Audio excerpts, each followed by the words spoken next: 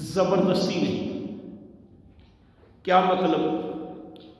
کہ انصار مدینے میں رہتے تھے، اللہ کے رسول صلی اللہ علیہ وسلم کے آنے سے پہلے مدینے میں عیسائی اور یہودی بھی تھے۔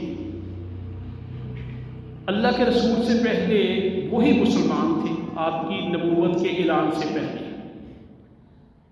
تو انصار کے کچھ لوگ نوجوان عیسائی ہو چکے تھے۔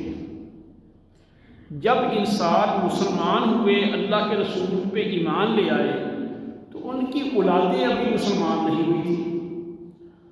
انہوں نے انہیں زبردستی مسلمان کرنا چاہا، تو اللہ نے یہ آیات نازل کی، لا اکراہ فی الدین، کہ دین کے اندر زبردستی نہیں۔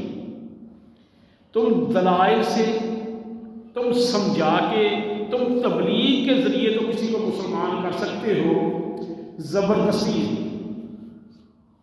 جیسے فوج ہے، فوج کے اندر، اب پاکستان کی فوج ہے، کسی کی مرضی ہے فوج میں بھرتی ہو، کسی کی مرضی ہے فوج میں بھرتی نہ ہو۔ لیکن جب بندہ فوج میں بھرتی ہو جائے تو پھر اس پہ فوج کا ڈسپلن لاگو ہوتا ہے۔ پھر اگر وہ فوج کے کسی قاعدے قانون کی پابندی نہیں کرتا تو اس کو سزا ملتی ہے۔ تو یہ جو سختی، ایک غیر مسلم نماز نہیں پڑھتا اسے کوئی سزا نہیں ہوگی، غیر مسلم اسلامی اقدار کا مذاق نہیں، یعنی ان پہ اسلامی شریعت پہ عمل نہیں کرتا کوئی، لیکن ایک بندے نے کلمہ پڑھ لیا، جیسے وہ ایک بندہ فوج میں بھرتی ہو گیا، کلمہ پڑھنے سے اس نے اسلام کے اندر ایڈمیشن لے لیا۔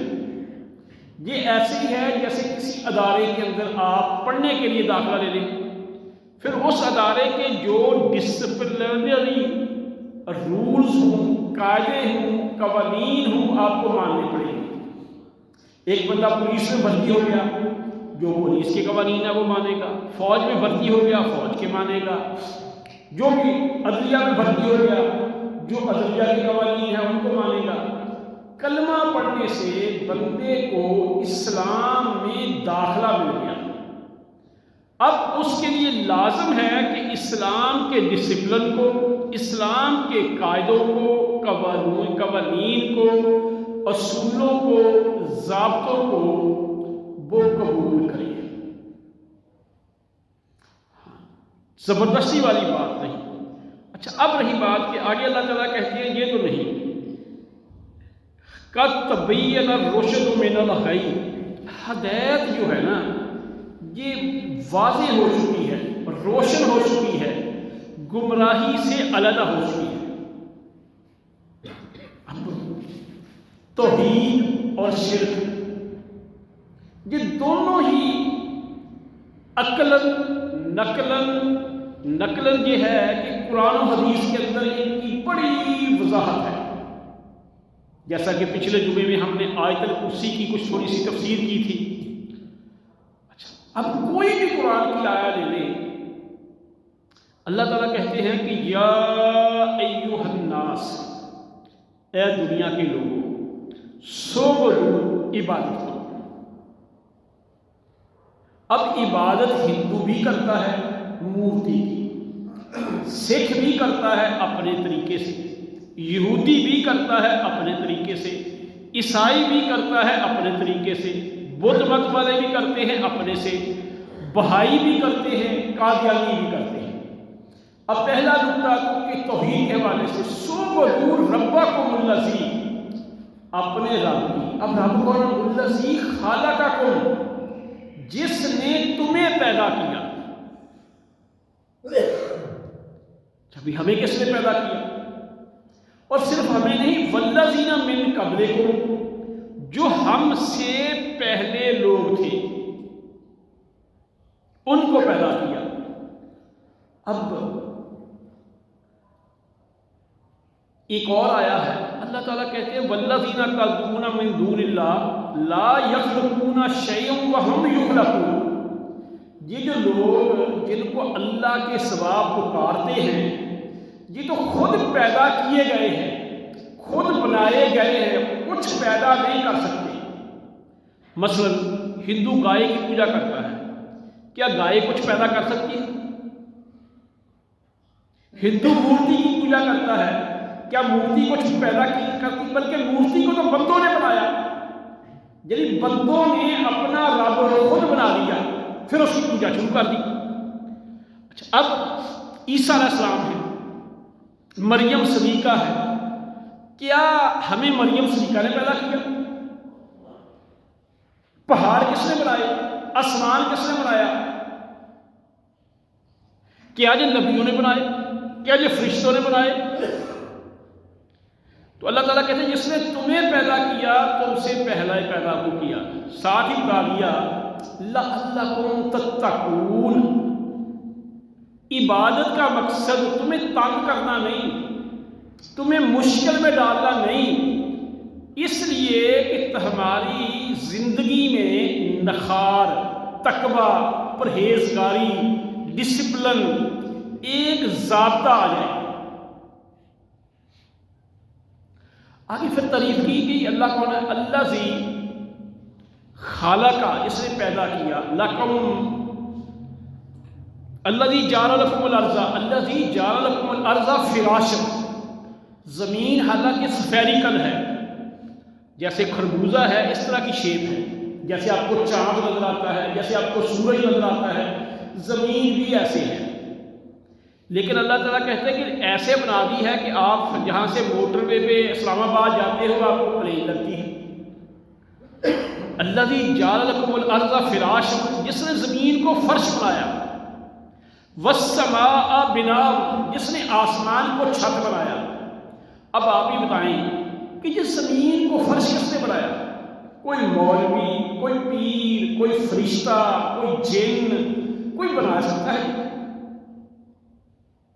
अल्लाज़ी जाअल लकुमुल अर्ज़ फिराशन वस्समाअ बिनाअ, आसमान को छत बनाया। दूसरे मकाम पे अल्लाह ताला कहते हैं कि ये ऐसी छत है जिसके नीचे पिलर नहीं, या मैग्नेटिक खतूत कुव्वत है जो लम तराना है, पिलर है, तुम्हें नजर नहीं आते, तुम त्यारे उड़ाते हो उनसे टकराते ही, तुम्हारा उनसे एक्सीडेंट ही नहीं होता। यानी अल्लाज़ी जाअल लकुमुल अर्ज़ फिराशन वस्समाअ बिनाअ, और आसमान को छत बनाया। अब इसमें भी अगर कोई बंदा किसी और को पुकारे, इबादत किसकी करनी है? उस रब की जिसने ज़मीन को फर्श बनाया, आसमान को छत बनाया। व अंज़ल मिनस समाइ माअन, जिसने आसमानों से पानी उतारा। अब बारिश, पहले भी कई दफ़ा बताया है, साइंटिस्ट मानते हैं कि सिर्फ अपना ये रज़ा टॉप का जो इलाका है इसमें बारिश बरसानी हो ना, बारिश 1 इंच तक 1.5 करोड़ गैलन पानी चाहिए। 1 गैलन में 4 लीटर होते हैं, तो 1.5 करोड़ गैलन में कितने लीटर हो जाएंगे? अच्छा, अब इतना पानी अगर हमने टैंकरों के जरिए कराची यानी अपने समुद्र से यहां लाना हो तो हमारी तो सड़कें टूट जाएंगी। ये कौन करता है? जब कराची से खैबर तक बर्फबारी होती है, बारिश होती है, कहते हैं कि 1 सेकंड में, सिर्फ सेकंड में इतना पानी जमीन पे बर्फ की शक्ल में, औलों की शक्ल में, और ये शबनम जो आजकल पड़ रही है इसकी शक्ल में, ये धुंध की शक्ल में, ये तकरीबन करोड़ों टन है, करोड़ों टन। तो ये कौन खा के लाता है? अल्लाह कहते हैं फल हामिलाते विकरा, अल्लाह ये सारी कैरेज, सारी चीजें हवाओं के जरिए उठा के लाता है जहां तक। अब बताओ, कोई अनपढ़ है, कोई सादा है, इबादत किसकी करो? अल्लाह ताला कहते हैं जिसने तुम्हें पैदा किया और हमारे माँ बाप या हमसे पहलों को पैदा किया। तो सब मानते हैं कि आदम को किसने पैदा किया, फरिश्तों को किसने पैदा किया, जन्नत और दोज़ख को किसने पैदा किया। امام الانبیاء کو کس نے پیدا کیا؟ اللہ نے۔ امام الانبیاء کو آسمانوں پہ کون لے کے گیا؟ سبحان الذی، پاک ہے وہ ذات اسریٰ بعبدہ، جو اپنے بندے کو لے گئے۔ اور عبد ہونا ہمارے ہاں، ہم نا جی کئی دفعہ غلط فہمی کا شکار ہوتے ہیں۔ انسان جو ہے نا یہ فرشتوں سے بہتر ہے۔ ایک ادنا انسان کی خدمت کے لیے 4 فرشتے ہوتے ہیں، دائیں بائیں منکر نکیر، آگے پیچھے آپ کو جو بچاتے ہیں کہ آپ کا ایکسیڈنٹ نہ ہو جائے، آپ ادھر نہ گر جائیں۔ جبریل علیہ السلام جو بہت اعلیٰ مقام رکھتے ہیں، جسے روح الامین بھی کہا گیا، امام الانبیاء کے خط لانے والے تھے، پیغام لانے والے تھے، چٹھی رساں تھے، جیسے ہمارے دفاتر میں جسے ہم کہتے ہیں نیب قاصد ہے۔ اب آپ کا مقام کتنا تھا؟ اس لیے ابن قیم رحمۃ اللہ علیہ لکھتے ہیں کہ عبد ہونا جو ہے نا، عبد، یہ انسان کسی کے لیے بہت بلندی والی چیز ہوتی ہے۔ اسی لیے اسی آیات کے آگے اللہ تعالیٰ نے کہا وَإِن كُنتُمْ فِي رَيْبٍ مِّمَّا نَزَّلْنَا، اگر تمہیں اس بارے میں کوئی شک ہے، شبہ ہے جو ہم نے نازل کیا عَلَىٰ عَبْدِنَا، کیا کہا؟ عَلَىٰ عَبْدِنَا، اپنے بندے میں۔ ادھر کیا؟ سبحان الذی اسریٰ بعبدہ، جہاں پہ اور کلمہ شہادت میں بھی کیا ہے؟ عبد۔ تو عبد ہونا جو ہے نا یہ بہت اونچی چیز ہے، ہم اس کو، اور جو بندگی ہے نا، بندگی، دیکھیں اللہ کے سامنے سر رکھنا، یہ انسان کے لیے سب سے اونچا مقام یہی ہے۔ اور جو اللہ کے سامنے نہ جھکتا، پھر اس کو در در کی ٹھوکریں کھانا پڑتی ہے۔ تو برکیف اللہ تعالیٰ کہتے ہیں کہ الہ وہ ہے۔ اب یہ میں نے بات اس لیے رکھی کہ کسی کو شک ہو سکتا ہے۔ اسلام کی تعلیمات روزے روشن کی طرح عیاں ہیں، وہ ان میں کوئی کجی نہیں، ٹیڑھا پن نہیں، بہت ہی وضاحت والی ہے۔ پھر کسی کو زبردستی مسلمان نہیں۔ پھر اسلام کے اندر رایتیں کتنی ہیں؟ اچھا بھائی، رایتیں کیا ہے؟ اگر کھڑے ہو کے نماز نہیں پڑھ سکتے، بیٹھ کے پڑھ لو، بیٹھ کے نہیں پڑھ سکتے، لیٹ کے پڑھ لو، اگر وضو نہیں کر سکتے، بیمار ہو تو تیمم کر لو، اگر پانی نہیں ہے تو تیمم کر لو۔ اور تیمم کا طریقہ بھی اتنا آسان، یہ مٹی کو ایسے ہاتھ لگائیں۔ کل ہمارے ایک جہاں نوجوان نے کہا جی پانی بڑا ٹھنڈا ہے، میں تیمم کیسے کرتا؟ مٹی جہاں پہ ہے ہی نہیں۔ اب دیکھیں جہاں پہ مٹی نظر نہیں آتی، بھائی باہر نکلیں کتنی مٹی پڑی ہے۔ میں نے ایک چٹکی اٹھائی تو اس کو جہاں ہاتھوں پہ رکھا، پھونک ماری، ایسے منہ پہ پھیرا، اور دائیں ہاتھ کے نیچے ایسے بایاں بائیں کے نیچے بسم اللہ پڑھ کے مٹی کو ہاتھ لگائیں، پھونک مارے، چہرے پہ پھیریں، دائیں ہاتھ کے نیچے بایاں بائیں کے نیچے دائیں۔ یہ تیمم ہے، غسل کا بھی، وضو کا بھی۔ اب اسلام کے اندر تو اتنی آسانیاں ہیں کہ اسلام کو دین فطرت اس لیے کہتے ہیں۔ پھر اللہ نہیں کہتا کہ اس پہ حج فرض نہیں جس کے جو سفر والے حالات خطرناک ہوں، یعنی ایک بندے نے سفر کرنا ہے، اس کا سفر محفوظ نہیں، حج فرض نہیں۔ ایک بندے کے پاس پیسے نہیں، اس پہ حج فرض نہیں۔ دیکھیں کیسا آسان دین ہے۔ ایک بندے کے پاس پیسے نہیں، اس پہ زکوٰۃ فرض نہیں۔ ایک بندہ لنگڑا ہے، اس پہ جہاد فرض نہیں۔ ایک بندہ اندھا ہے، اس پہ جہاد فرض نہیں۔ دیکھیں کتنی راتیں دی ہیں اللہ نے۔ بیمار، آپ بیمار ہو گئے ہیں، جمعہ فرض نہیں۔ آپ قید میں چلے گئے ہیں، جمعہ فرض نہیں۔ آپ مسافر ہیں، جمعہ فرض نہیں۔ یعنی جو بھی ہر جگہ رائے دی، اس لیے کہا گیا لا اکراہ فی الدین قد تبین الرشد من الغی فمن یکفر بالطاغوت۔ اب یہاں پہ یہ بات ہے، جو باطل چیزوں کا انکار کرے۔ دیکھیں ایک ذمہ دار ہے، کھیت کے اندر جڑی بوٹیاں بھی ہیں، کھیت کے اندر ہر طرح کی چیزیں ہیں، اس میں وہ قیمتی فصل کاشت کر دیں۔ مثلاً ہم نے زعفران بیجنا ہے، یا ہم نے کوئی بڑی اعلیٰ کو فصل کاشت کرنی ہے، اس کھیت کے اندر سرکنڈا بھی ہے، ایڈسٹ بھی ہے، دیگر بھی جڑی بوٹیاں ہیں، ہم ان کو تلف ہی نہیں کرتے، ان کو ختم ہی نہیں کرتے، کھیت میں ہل ہی نہیں چلاتے، تو ہم ویسے بیج ڈالتے، بیج ضائع ہو جائے گا۔ پہلے زمین تیار کرنی ہے، اس لیے فَمَن یَکْفُرْ بِالطَّاغُوتِ وَیُؤْمِنْ بِاللَّهِ، پہلے باطل گندے شرکیہ بدعت والے نظریات کا انکار کرو. پہلے کمرے سے مرا ہوا چوہا اٹھا کے باہر پھینکو، پہلے گندگی باہر پھینکو، پھر خوشبو لگاؤ، پھر اگربتیاں لگاؤ. اگر ایک کونے میں مرا ہوا چوہا پڑا ہے، دوسرے کونے میں آپ 100 اگربتی بھی لگا دیں، وہ بدبو آتی رہے گی. اس لیے لا الہ کلمے میں بھی پہلے نفی ہے. کوئی الہ نہیں، کوئی معبود نہیں. لا الہ الا اللہ، مگر ایک اللہ. یعنی پہلے انکار پھر باقی اقرار. تو باطل جتنے بھی نظریات ہیں، شرک والے، بدعات والے، ان کا پہلے انکار ہے، پھر صحیح بات کا اقرار ہے. فَمَن يَكْفُرْ بِالطَّاغُوتِ وَيُؤْمِنْ بِاللَّهِ، جو کوئی طاغوت کا انکار کرے، اللہ پہ ایمان لے آئے، فَقَدْ اسْتَمْسَكَ بِالْعُرْوَةِ الْوُثْقَىٰ، پھر اس نے ایک پکی چیز کو، مضبوط چیز کو، مضبوط کڑے کو، رنگ کو تھام لیا ہے. لا انفصام لہا، جو کبھی ٹوٹے گا نہیں.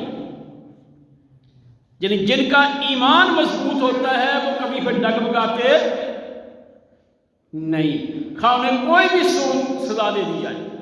اس لیے صحابہ کو دہتے ہوئے انگاروں پہ لٹایا گیا، وہ ڈگمگائے نہیں.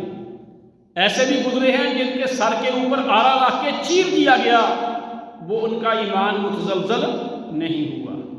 اور ایسے بھی ہیں جنہیں بڑی سزائیں دی گئی ہیں، گوشت لوہے کی کنگھیوں سے نوچا گیا. اور آج آپ دیکھیں فلسطین کے اندر، ہم یہ ان کو صحابی تو نہیں کہتے، عام لوگ ہیں، کتنا ظلم ہو رہا ہے. کتنے دن ہو گئے ہیں جنگ میں، ہمارے چند گھنٹوں کے لیے بجلی بند ہو جائے، چند دنوں کے موبائل سروس بند ہو جائے، کہیں پہ جہاں کوئی ٹریفک والے جو ہے نا سٹرائی کر دیں، کچھ دنوں کے لیے ہسپتال بند ہو جائے، ہم کہتے ہیں نظام زندگی مفلوج ہو گیا، ہائے مارے گئے، کدھر جائیں. اب جو بمبوں کی بچھاڑ میں اتنے دنوں سے رہ رہے ہیں، بغیر ایمان کے کوئی رہ سکتا ہے؟ یہ ایمان ہی کی طاقت ہے جو ان کو بچائے ہوئے ہے. اور ایمان ہی کی طاقت ہے کہ دنیا کی سپر پاور ساری ان کے پیچھے ہیں، لیٹسٹ اسلحہ ہے، اور اس 21ویں صدی میں ان کے سامنے وہ کھڑے ہیں. اور اخلاقی جنگ وہ جیت چکے ہیں. اخلاقی لحاظ سے پوری دنیا میں فاتح ہیں اس وقت. دیکھیں، ایک ہے فتح کرنا، ایک ہے قبضہ کرنا. فتح اور قبضے میں بڑا فرق ہوتا ہے. فتح ہوتا ہے حکومت ہو دلوں پہ، حکومت ہو ذہنوں پہ، لوگ آپس سے عقیدت کرے، لوگ آپس سے محبت کرے، جیسا کہ صحابہ کرام رضوان اللہ مجمعین تھے. علاقوں میں جاتے تھے، لوگ ویلکم کہتے تھے، لوگ ان کا احترام کرتے تھے، لوگ ان کی عزت کرتے تھے. اب امریکہ افغانستان میں آیا، پہاڑ تک تباہ کر دیے، درخت تک تباہ کر دیے. رشیا آیا، کیا حکومت قائم کر سکے؟ قبضہ رکھا جس نے رکھا. کوئی امریکی زیادہ نہ گھوم سکتا تھا افغانستان میں. تو یہ قبضے میں اور حکومت میں فرق ہے. بعین ہی عزت میں اور خوشامد میں فرق ہے. دوبارہ نوٹ کرو، ہمارے جیسے نا کوئی جب ہم کسی عہدے پہ ہوتے ہیں نا تو لوگ خوشامدی بڑے ہوتے ہیں. کیا بات ہے جی، کبھی آپ کے سوٹ کی تعریف کریں گے، کبھی آپ کو کہیں گے جی آپ تو بڑے خوش اخلاق ہیں، کیونکہ انہوں نے اپنے کام نکالنے ہوتے ہیں. ہم سمجھتے ہیں یہ بندہ میری بڑی رسپیکٹ کرتا ہے. عزت میرے بھائی، آپ کے پاس کچھ بھی نہ ہو پھر آپ کا وہ ساتھ دے، آپ سے کوئی مفاد نہ ہو پھر ساتھ دے. عزت ہمیشہ دین سے ملتی ہے. دنیا کی عہدوں سے خوشامد مل سکتی ہے. آج بتائیں مجھے، دنیا کا مال و دولت ابو لہب کے پاس جانا تھا یا بلال کے پاس جانا تھا؟ چدراہٹ ابو جہل کے پاس تھی اس دنیا کی اس وقت کی، بلال حبشی اور دیگر جو غریب صحابہ تھے ان کے پاس. لیکن آج عزت کس کی ہے؟ آج ہمارے دلوں میں احترام کس کا ہے؟ احمد بن حنبل رحمۃ اللہ علیہ کی حکومت تھی یا ان ظالموں کی جو آپ پہ درے مارتے تھے؟ آج عزت احمد بن حنبل کی ہے ہمارے دلوں میں یا ان ظالم حکمرانوں کی ہے؟ تو ہم لوگ نا جی وقتی طور پہ شیطان کے دھوکوں میں آ کے عزت اور خوشامد میں فرق نہیں کرتے. بعین ہی حکومت میں اور قبضے میں فرق نہیں کرتے، بعین ہی رزق میں اور کمائی میں فرق نہیں کرتے۔ دوبارہ سنیں، رزق میں اور کمائی میں۔ ہمارے پاس دنیا کی بڑی نعمتیں ہیں، ہم استعمال ہی نہیں کر سکتے۔ نعمتیں ہماری ہیں، قبضہ کسی اور کا ہے۔ گاڑی ہماری ہے، انجوائے ڈرائیور کرتے ہیں۔ گھر ہمارا ہے، ہمیں وہاں پہ رہنا نصیب ہی نہیں ہوتا، وہاں پہ نوکر رہتے ہیں سارا دن۔ کھانا ہمارا بڑا اعلیٰ ہوتا ہے، ہم سے زیادہ وہ کھاتے ہیں۔ بھئی رزق تو ان کا زیادہ ہے، آپ کا کسب زیادہ ہوگا۔ تو یہ بات جب تک بندہ جو ہے نا دین کی سمجھ نہیں رکھتا تو اس کو بہت ساری باتوں کی سمجھ بھی نہیں آتی۔ اور سچی بات ہے کہ اگر بندہ تھوڑا سا بھی درد دل والا ہو، تھوڑا سا بھی صحیح رکھنے والا ہو تو اللہ اسے ہدایت دے دیتے ہیں۔ ایک بھائی میرے اسٹوڈنٹ ہیں، وہ بڑی اہم پوسٹ پہ ہیں، تو وہ کہنے لگے کہ فیصل آباد سینٹرل جیل میں نا 4 لوگوں کو پھانسی دینی تھی، تو گورنمنٹ کی طرف سے مجھے ان کا آخری پیغام ان کے عہدے کی بنا پہ ریکارڈ کرنے کے لیے بھیج دیا گیا۔ کہتے ہیں ان کو 2 کر کے نا 4 تھے، تختہ دار پہ لٹکایا گیا۔ کہتا ہے ایک میرے دائیں ہوتا تھا، ایک بائیں ہوتا تھا، میں ان کی کمر پہ ہاتھ بھی رکھتا تھا کہ تو ان سے میں نے ان کی وصیت لی، لیکن کہتا میرے ذہن میں اللہ نے ایک فلم چلا دی میرے ذہن میں کہ تو اپنے عہدے پہ ناز کرتا ہے، ان دونوں کو فرض کر کہ ایک بھٹو تھا جو ملک کا وزیر اعظم تھا اور سندھ کا جاگیردار تھا، اس کے باہر کے بینکوں میں بہت پیسے تھے، ایک اس کے دفتر کا پی این ہے، ان دونوں میں دونوں کو اکٹھے پھانسی لگ رہی ہے۔ چند لمحوں کے بعد ان کا مقام کیا ہے؟ دونوں کی قبر ایک جیسی۔ معاملہ اس اللہ کے سپرد ہوگا۔ کس کے سپرد ہوگا؟ اللہ کے سپرد ہوگا۔ کام کیا آئے گا؟ اعمال۔ اسی لیے یہ جو ہم سمجھتے ہیں نا جی فلاں تکلیف آ گئی، جب تک آپ حق پہ ہیں، جب تک آپ ایمان پہ ہیں، آپ ناکام نہیں۔ ناکام اس وقت ہوں گے جب آپ دین سے دور ہو گئے، جب آپ کے ایمان میں خلل آ گیا، یہ نقصان ہے۔ اور یہ صحابہ کی مثالیں ہیں۔ حضرت دیناریہ رضی اللہ تعالیٰ نے ایک صحابیہ تھی، غالباً جنگ احد کا واقعہ ہے، تو ان کے خامد، ان کے باپ، ان کا بھائی، ان کا بیٹا، 4 افراد اس جنگ میں شریک تھے۔ تو اب خواتین تھیں، ہماری خواتین جیسی طرح نا ٹی وی پہ بیٹھ رہی ہیں، ٹک ٹاکر دیکھ رہی ہیں، فلاں کا سوٹ بڑا اچھا ہے، سجدہ ریز ہیں، میدان جہاد کے لیے دعائیں کر رہی ہیں، قاصد خبر لے کے آتا ہے، پوچھتی ہیں کہ اللہ کے رسول کا حال کیا ہے؟